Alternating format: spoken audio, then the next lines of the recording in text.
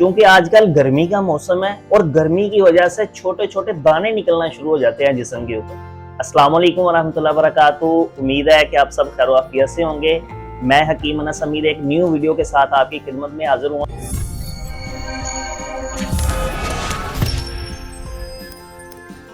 हूँ। आजकल चूंकि गर्मी का मौसम है और लोग दानों की वजह से बड़े परेशान हैं।